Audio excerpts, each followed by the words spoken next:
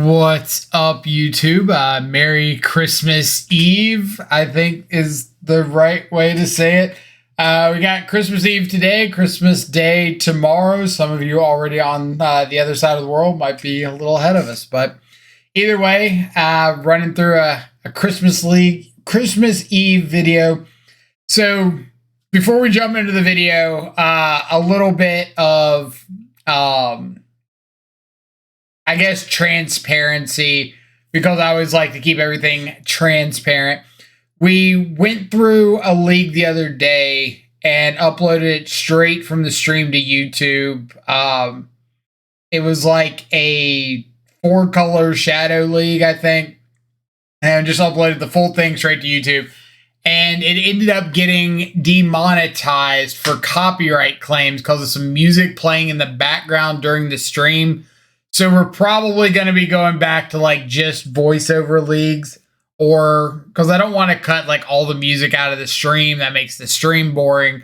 But if I cut down to just voiceover leagues for all the recordings going forward, then it's a lot easier to keep all of that stuff out of the concern and just focus on going through the matches and the gameplay and showing off whatever deck we're playing at that moment. So that's probably what's going to happen. We'll take it on a case-by-case basis. We might try to go back to full leagues. Who knows? But when the goal was to get YouTube monetized and we did that, the last thing we want to do is like jeopardize that with like music playing in the background. So bear with me as we work through what the optimal way to make this work is. So let's go ahead and jump into what we are going to be talking about, which is Domain Zoo. One of my favorite decks in Modern outside of Death Shadow. But sometimes you got to swap it around a little bit, try out something different, change a pace. And Domain Zoo is, like, to me, a really fun, like, aggro control style gameplay that feels really similar to Shadow, without needing a lot of the nuances of Shadow. You don't need to worry about the life so much. You just need to worry about your lands getting online when you need them. And you get to open up some very, very powerful spells for that trade-off with Scion of Draco, Leyline Binding, Territorial Kavu, Tribal Flames. In the sideboard, I'm trying out a couple copies of Prismatic Ending. It's a card that I know Black Belt has been pushing a good bit. Hadn't gotten a chance to try it out yet, so I wanted to see how that did. Rest in Peace with the uptick in mURktide decks, Flusterstorm, Terra Sunder, Natural State, Hidetsugu Consumes All, Clothis, which I tried last league and never casted, so I wanted to throw it in there again. And Curse Totem for like the uptick in Yawgmoth and Agatha's Soul Cauldron decks. So let's just go ahead and jump in, show off some of the matches so you can see what Zoo looks like. So maybe you throw it together for your next FNM or RCQ or anything like that. Or if you're going to RC Denver in a couple months, maybe this is a deck that you want to check out for that. But I really do like the Zoo game plan. Like, the aggressive creatures feels a lot like how Shadow used to be or how Jund Shadow is now. You get Stubborn Denial, one of my favorite Magic cards of all time. You get hands like this where you're on the play, have the ability to get a Savai Triumph off Wooded Foothills, which gives us all 5 of our land types turn 2 for a 5/3 Neshoba Brawler, a Scion of Draco, a Leyline Binding, whatever. Neshoba Brawler is a little bit weaker of a turn 2 play here, because like if my opponent has a Lightning Bolt, they can take out the Brawler, but I kind of figure if they have a Lightning Bolt, then their follow-up is something like a Dragon's Rage Channeler or Ragavan if they're mURktide, and I get to follow up with like Bowmaster that, hold up Leyline Binding, so I'm not the most concerned. And then they end up just like scooping turn 2 here, or turn 3. I could have gone Leyline Binding the Shredder and then play the Scion of Draco to not trigger Connive. But I wanted to save the Leyline Binding for a mURktide Regent. But as soon as they started off their turn 3 with an expressive iteration, well, then they can't really put anything else on the board that I care about that much. So I'll just go ahead and stop the connive triggers, deal with the ledger shredder, get in like a big attack on my turn, and then even if they do have a mURktide, I'm probably just swinging around it. On to game 2. Very quick game 1. Sideboarding against mURktide. I could realistically bring in the prismatic endings between like Blood Moon. The fact that they showed me Ledger Shredder makes it more enticing. But as soon as I got done with like cutting a few Ragavans, a couple Brawlers because of Lightning Bolt, bringing in Flusterstorm, bringing in Rest in Peace, I didn't really have like anything else I wanted to cut that badly. So I kind of ended up just leaving them on the sideline. Terra Sunder could also be a really good answer to Blood Moon. Start off on a Flooded Strand, kind of see what my opponent does. Like this turn 2 Ledger Shredder makes me believe that they've got a Blood Moon in hand. They fetch out the basic island. They play out just like some derpy little threat that I don't care that much about. So I want to save this Flooded Strand to get basic planes if I can, which made Sacred Foundry like a fantastic top deck draw here.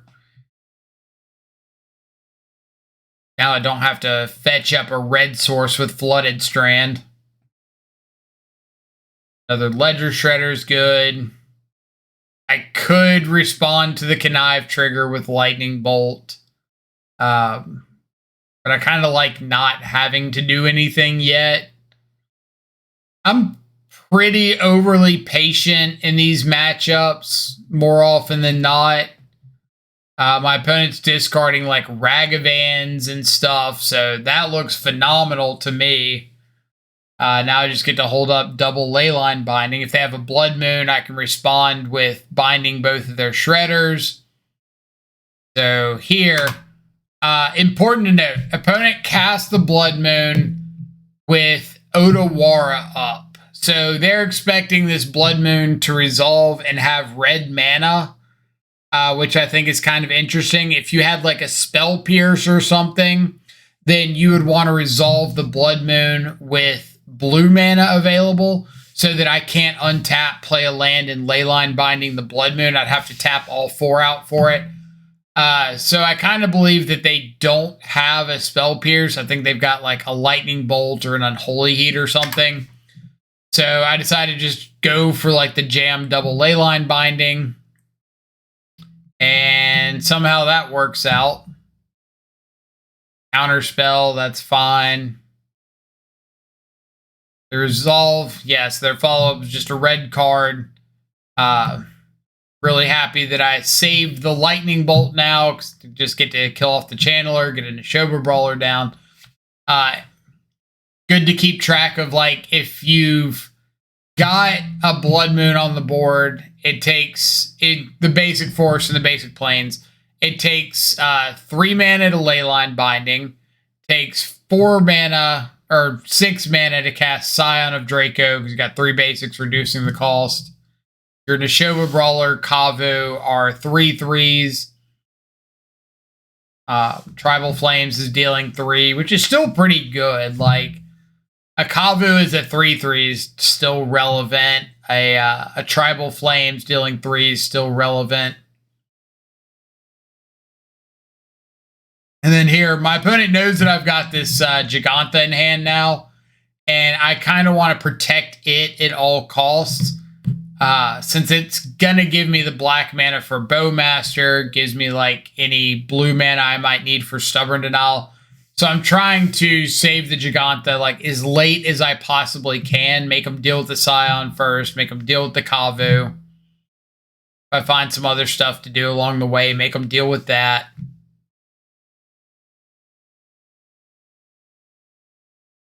But I just don't want them to like Unholy Heat my Giganta and I lose out on like all of my mana production. But if they end up Unholy Heating like my Scion here, then I can just slam Giganta and feel pretty good.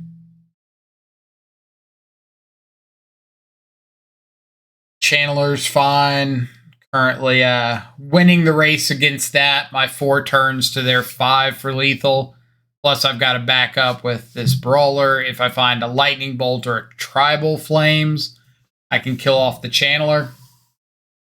Opponent responds to the Bolt, which is fantastic for me because now I know this Neshoba Brawler is safe, at least for a turn. They ended up scrying to the bottom, so yay. Down Brawler, preordained into another Bolt. So they went 1 top, 1 bottom off that preordain. Took the Bolt. Still just getting hit in face with the Scion. Play out Gigantha, Nicodle. They top deck a land. And we went through a Blood Moon pretty easily. Love to see that. Like, I do think that Zoo, obviously it has a tough time if you don't play around the Blood Moon or play into it well. But if you are able to kind of set up a little bit beforehand, then Blood Moon's really not that big of a deal. It's annoying, don't get me wrong, but not the worst thing in the world. So opponent turn 1 scams of Grief, end up taking Ragavan Scion, leaving me with Tribal Flames, which is kind of interesting. So it's almost like daring me to Tribal Flames the Grief. And I'm not going to take that bait. I'm going to Bolt the Monkey. I was hoping that I would get to like Bolt the Monkey, take 3, untap, Tribal Flames the Grief, holding up Soft Stub for another Undying effect. But they played another Monkey, which means now I have to find another answer for this Grief. Thankfully, my opponent's doing like a whole lot of nothing in the meantime. So we have a reasonable amount of draws that kind of get us out of this. Bowmaster being one of them. Get the Grief off the board while they're missing land drops. Should have fetched out a basic here so I could Gigantha and hold up Stub. So a little bit of a miscue there. Not a huge deal, but there's probably not anything for 2 mana that I either can or really care about stubbing. We will stub a Fable, though. I know what people are probably thinking, like, oh, they can't draw into Bowmaster. That's pretty bad, but I'm a big fan of just not dealing with it. Second Fable, so we can bolt down the Shaman, crack in for a chunk. I kind of decide, like, since they can't draw and discard, if they do top deck a Ragavan, so be it. Like, they dash and they have to hit something or they're dead. Removal spell would be lethal. Do not find one, so we're still crashing in. Force the Edict on the Gigantha, get down the Shoba Brawler, pass it back, and yeah. Opponent scoops it up. I do think with Tribal Flames, Leyline Binding, what's it called? Lightning Bolt, like, Scam's not that bad of a matchup. Sideboarding, bring out some Ragavans because of Bowmaster. Bring out a couple Stubborn Denials because you have to have one of your dudes surviving for Stubborn Denial to do anything. And against a deck just chock full of removal spell, that can be a liability.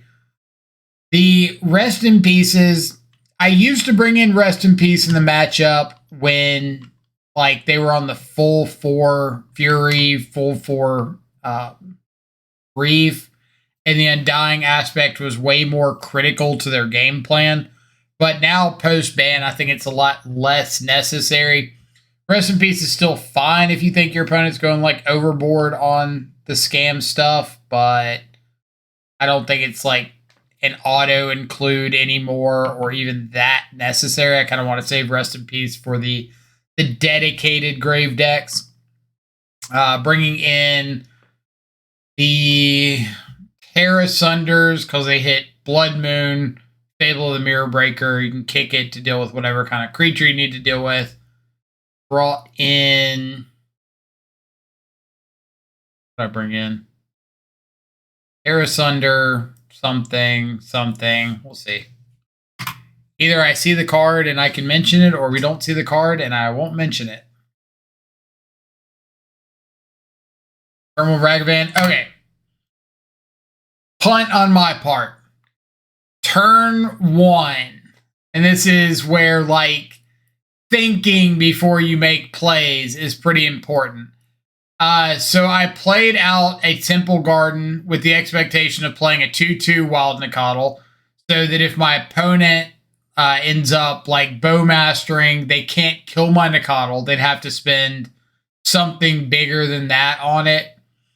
I should have just played Foothills Basic Forest Nicottle.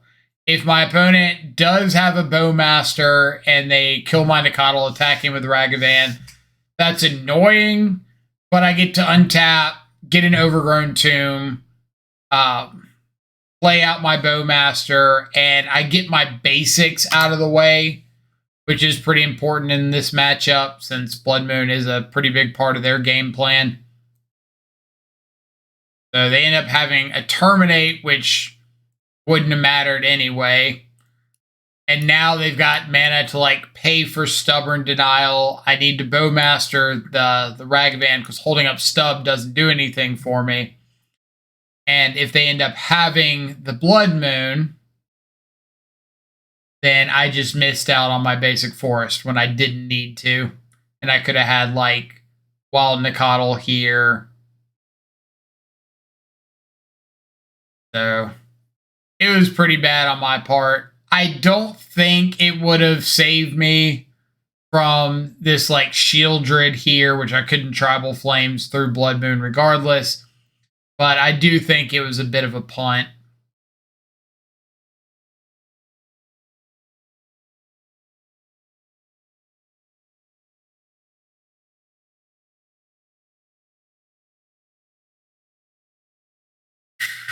And yeah, we're just going to kind of get Takenuma back. A Bowmaster is fine. Doesn't really do a whole lot.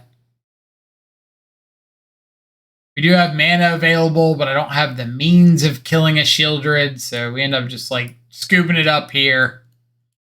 But I do think it was a punt not getting that basic force on turn 1 and just saying like, if my opponent has got the Bowmaster, that's like worst case scenario. And it's not even that bad for me. Game 3 on the play, his hand's pretty great. Like turn 1, Triome, turn 2, Kavu. Make them have like the Molten Collapse or something, or I could Scion a Draco, either one. Then I'll have Natural State if they Blood Moon. Decide to go for the Kavu because of the higher upside. If they don't have the removal spell, then I'd be able to like attack in, get a draw trigger. Finding Basic Forest here is great because now I can Natural State a Blood Moon. Fable's good. Don't care about it that much. Like, I would rather save this Natural State again for a Blood Moon and not just like waste it on a Fable. Decided to go ahead and get my basics. Like, I'm not Tribal Flamesing anything this turn anyway, so I don't feel a need to go and get a second red source or anything. I just want to go ahead and get my basics. It kind of disincentivizes my opponent from playing a Blood Moon if they have one. And Stub is fantastic pickup. They blow up my Kavu. We blow up their... I blow up the Fable because now I have the Stubborn Denial for a potential Blood Moon. You have the Grief, so if their last card is a Blood Moon, they get to resolve that, but I'm not in that bad of a shape. And then top decking a second copy of Tribal Flames means we're just clearing the board and jamming. Like, you put all your eggs in the Blood Moon basket. We got a 4/4 flyer. We got Giganta to add to hand. Forgot Prismatic Ending was one of the cards I brought in. Like Ragavan, Dothy, Fable, Blood Moon.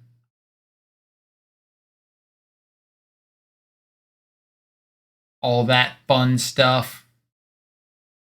So, yeah, I should have brought in Prismatic Ending against mURktide, but I was glad that I brought it in against Scam.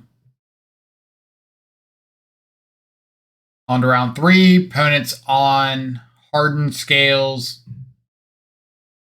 I don't know how I feel about this matchup. We've got some really good tools for it. Leyline Binding is really, really good at dealing with things like a huge, not Walking Ballista, a huge Arcbound Ravager, or the 1/1 dude that gets counters when you play artifacts.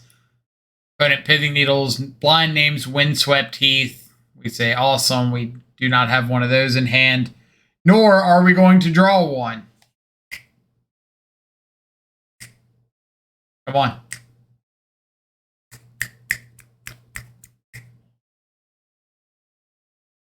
There we go. Nor are we going to draw one. Yeah, Binding really good at dealing with the big stuff. Good at dealing with things like Hardened Scales itself, Ozolith, new Ozolith. We'll just take Ravager, get our beats on, because we could potentially just draw another Tribal Flames and like end the game on the spot, or a Bolt.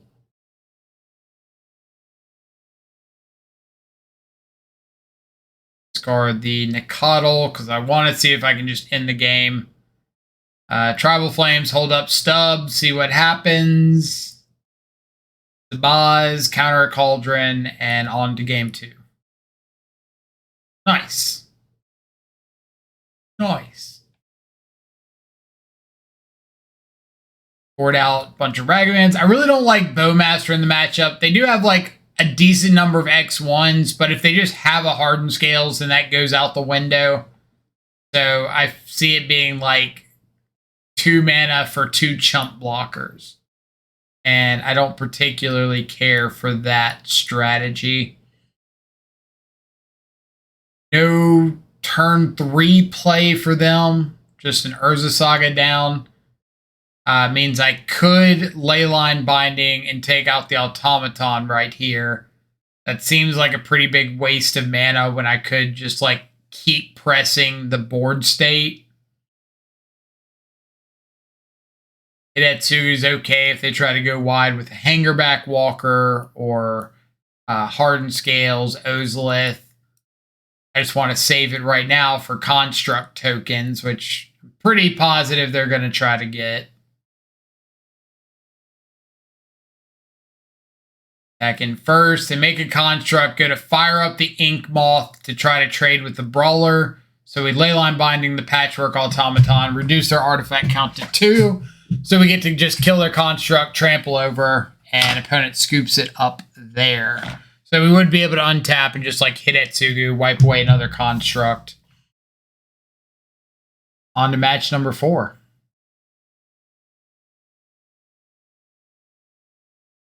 Get out of Ragavan. Like we're up against Amulet. Hiccuping. Up against Amulet. So all we can really do, Ragavan's like dead now. All we can do is just start jamming threats left and right. Play out the Brawler first, so next turn we can fetch up a tap black source. Up the damage a little bit. Play out another Brawler, play out a Scion. We played out the Kavu so I could just Scion next turn, give everything trample. Sideboarding against Amulet. Terra Sunders coming in. Natural States coming in. Brought in Prismatic Endings. Hit Amulet. Boarded out. Stubborn Denials. Bowmasters. I think I left like 1 stub in.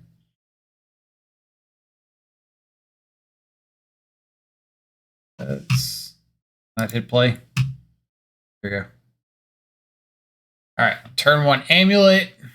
We're going to go ahead and Prismatic Ending that so they can't have a turn 2 Azusa or something crazy. It looks like they have a second Amulet. So we'll Binding that, because why not? Pretty good opening hand for them despite me dealing with double Amulet. EE on 2 to take out my Kavu. Well, I do get to Tribal Flames, get an attack in. Ditch the Ragavan because it's not doing a whole lot here. Down to 2 cards in hand. 1 card in hand. So if their last card isn't a Titan, like we do have a very quick clock coming in on them.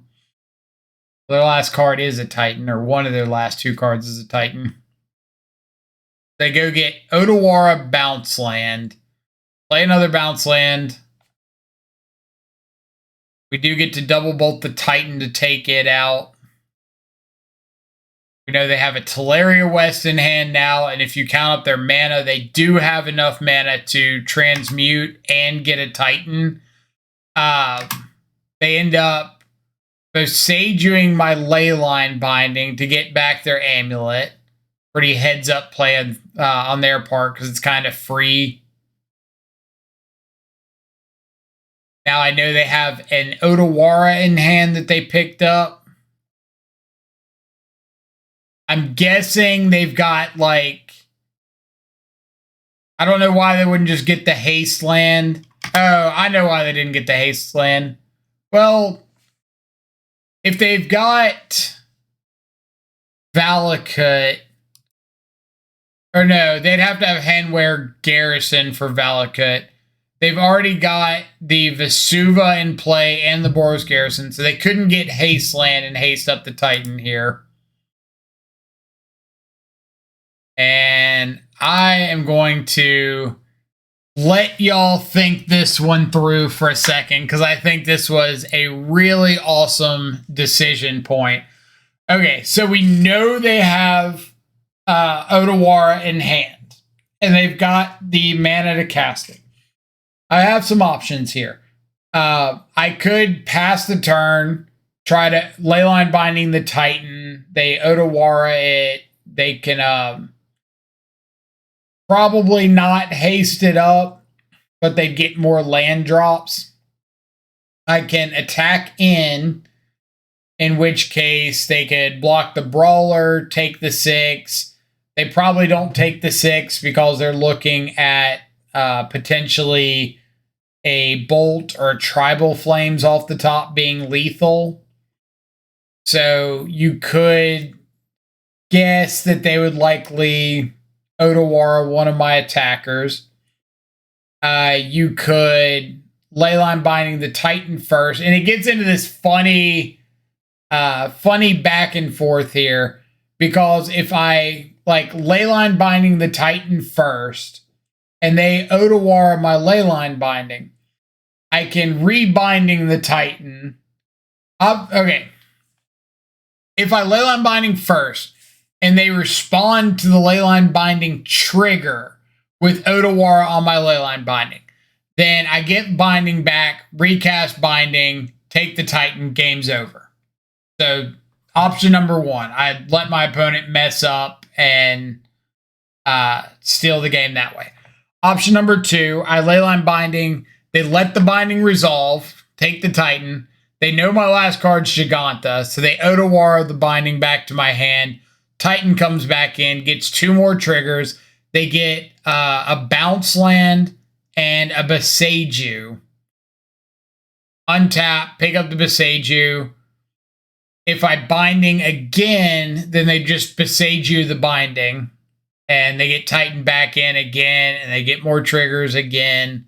And they can still block, and I'm not dead. They know my last card is Giganta, so I can't do anything there. Option number 3 is I attack in, let them go to blocks, let the block happen, and hope that they Otawara one of my blockers, my unblocked creatures, thinking that my last card might be a Lightning Bolt or a Leyline or a Tribal Flames. And if that happens, then I get to recast my dude, Leyline Binding the Titan, pass the turn, and hope they don't have a Titan off the top. That kind of beats what's in their hand, because we know they've got the red-white double strike land, they've got a Vesuva, and they've got an Otawara. We know their hand perfectly. So that beats what's in their hand. does not beat a Titan off the top. But I don't think I can beat a Titan off the top. Worst case scenario would be I attack in, they block Titan on like Neshoba Brawler, call my bluff, take the 6, and don't do anything. Because then I have to Leyline Binding the Titan like on their inner combat step. And they get to Otawara it, get back Titan, get more lands, get Beseiju again. And they would have enough mana to find like a Teleria West or bounce land, anything they wanted at that point, really. So my best case, I think, is attack, hope that they Otawara before damage, replay the guy that they Otawara'd, Leyline Binding the Primeval Titan, or like attack, they Otawara one of my guys, I Leyline Binding the Titan in response, whatever, deal my damage, replay the dude, pass. So what we did was the internet disconnected, and we actually didn't get to do any of those things. As you can see on my clock, we just lost like 11 minutes right there because Mississippi internet is fantastic and works flawlessly 100% of the time, and we don't actually get to finish this match. Merry Christmas. On to round number 5. I do think it was a pretty cool point there because I think there's a very reasonable chance we win that game and improve to 4-0 because I think opponents like pretty incentivized to Otawara before damage, and then we get to Leyline Binding. Let's talk mulligan decisions. We'll finish up that thought. I think they're pretty incentivized to Otawara before damage. We Leyline Binding the Titan, replay our threat, and they have one draw step to find a Titan or something like absurdly impactful like that. And the odds aren't that great. So either way, on to match 5. First hand, no lands, throw it back. Second hand, 1 land. I am slowly learning that I cannot take my like lizard brain shadow self into zoo leagues and expect the same results. Like, I look at this hand as a shadow player and say, okay, I've got mana for Ragavan. Go for it. Not the case with Zoo. With Zoo, you need the land types. Your deck does not function without the land types. So even if I could like hit him with the Ragavan and play out a Kavu on turn 2, it's just a 2/2 Kavu. It kind of sucks. It dies to everything. So end up mulling to 5. Find a really good 5 with turn 1 Ragavan, turn 2, like, I could Leyline Binding, I could Bowmaster. If I throw back this Temple Garden and like the second Bowmaster, then Foothills can get me Overgrown Tomb. Kind of opens up the entire hand. And that's like a really reasonable 5. Got to turn 1 play, got to turn 2 play. We're interacting with anything unfair. Flooded Strand Ragavan, so I'm assuming my opponent's another mURktide deck. Bowmaster to ping that off. So, like, I feel very good about a mull to 5 here. Especially if my opponent's on mURktide. Until we exile a Windswept Heath, and I realize they're not on mURktide. So now my thought is Zoo, like it's a Zoo mirror. Flooded Strand, Windswept Heath, Steam Vents, Ragavan, all checks out for Zoo. Find our 5th land type. So now we have Leyline Binding for 1. We have Stubborn Denial. Can't stub that bolt, unfortunately. We'll just add Gigantha, say go. Indotha Triumph. Usually don't see a lot of Indotha Triumphs out of Zoo. Some variants do, but not as likely. Ren and 6 even less likely. So now I'm completely off the idea that it's Zoo, and I think it might be some sort of like Omnath pile. We'll attack at them. Go ahead and Tribal Flames while I can protect the Tribal Flames with Stub. Put them down to 5 if they fetch. So now if I top deck another Tribal Flames, I just have lethal. I also have Gigantha as a potential lethal attacker. If I find a land and slam that. Second binding, a little less exciting. Okay, binding my binding to get back their Wrenn and 6. We say, all right, fair enough. Back a Misty, start on the Omnath. So we're going to binding the Omnath in response to the draw trigger. This way they can't draw a card, or they can still draw a card. They can't gain the life or make all the extra mana. So it gives me like an extra draw to maybe find that Tribal Flames.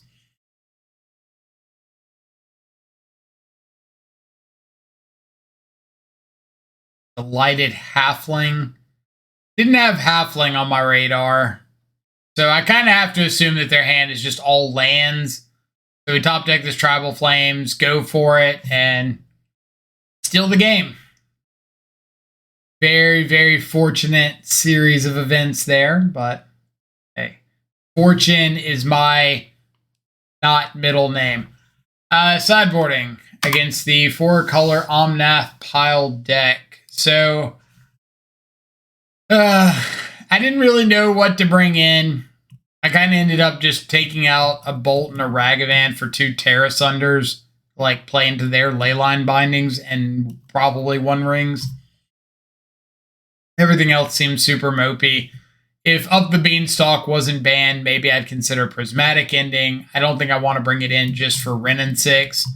Natural State does not hit Leyline Binding.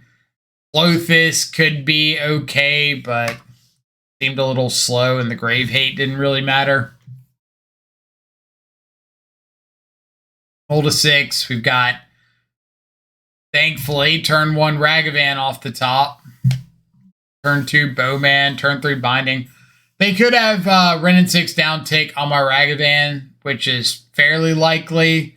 But I kind of figure with the way my hand is curving, if I'm not playing out Ragavan on turn 1, I don't really know when I'm playing it.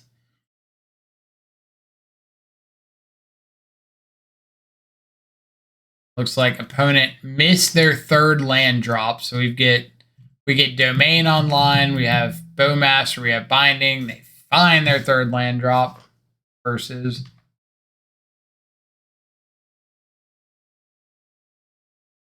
Bowman Ping into Tishana's Tidebinder. Really good card against Territorial Kavos. So it's actually very fortunate that we get to see that now. Block, well, Bowman, trade off with the Tidebinder, player Nakatl, and pass. I could hold up Leyline Binding, but if they have like an Omnath, then they're not going to get to gain the life or anything off of it next turn anyway. So I don't think I need to hold up the Leyline Binding right off the bat. And then this is just me saying, like, I don't respect this is opponent trying to cast a Terra Sunder, and they can't because they only have 4 land types. Got a mountain, plains, forest, and island. Don't have swamps, so that binding costs 2. I don't respect Supreme Verdict, especially not if they're showing me like Tishana's Tidebinder. So we'll let them draw their card. Now we get to untap and Leyline Binding, get in a pretty juicy attack here. Solitude's D's. Does get a couple cards out of hand, and I'm assuming one of them is a Leyline Binding because that way they started to tap. There we go. They go to binding my binding. Just for the sequencing here, if you don't care about whatever you have binding entering the battlefield, you can let the binding resolve, exile your binding, and then like binding their binding or Terrace under their binding, doesn't matter. But if you got something like Omnath under your binding and you don't want it entering the battlefield, then if you destroy the Leyline Binding in response to the triggered ability, then it won't actually exile the thing that it's targeting. Really good if they're trying to exile like a token or something. So if you destroy it, tear asunder, whatever, in response to the ETB ability going on stack targeting, then it doesn't remove anything from the battlefield. They don't get the thing back. All is good in the world. Another Leyline Binding. So down to 1 card, but also down to 3 life. Got Gigantha. Should have added Gigantha there. I don't know why I didn't.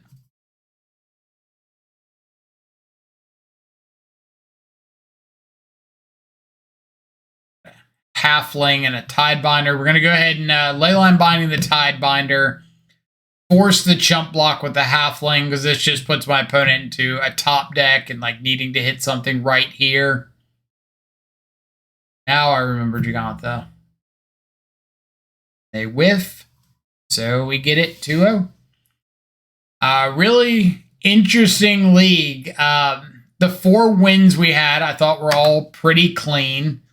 The one loss was the timeout. The internet dropped to Titan. And I do think we were in a pretty good spot in that game too. And even if we lost that, we go back to game 3 on the play. And that feels pretty solid.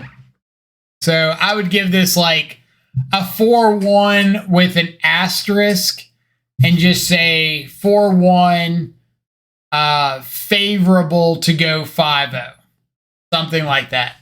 Because at the end of the day, with that turn, with the Primeval Titan and the Leyline Binding, if they cast the Otawara first, or they channel the Otawara first, channel it, not cast it, and we binding the Titan, then I think we're in really, really good shape. And like I said, I think they're pretty incentivized to, if they are afraid that Lightning Bolt or Tribal Flames was a potential top deck. A lot of words. So yeah, that's not all we got for today. If I was going to change anything, Natural State might be a little underwhelming to me. Clothis probably doesn't have a spot long term, but I still want to actually cast the card once before I write it off. Prismatic Ending was cool. Tear Asunder is great. I love Tear Asunder. I don't know why some people don't, but either way, thanks so much for watching. As always, link down below to the deck list, to the Twitch channel in case you want to watch these streams live. Link to the Twitter in case you want to know when that live stream is happening. Twitter is the first place it gets updated.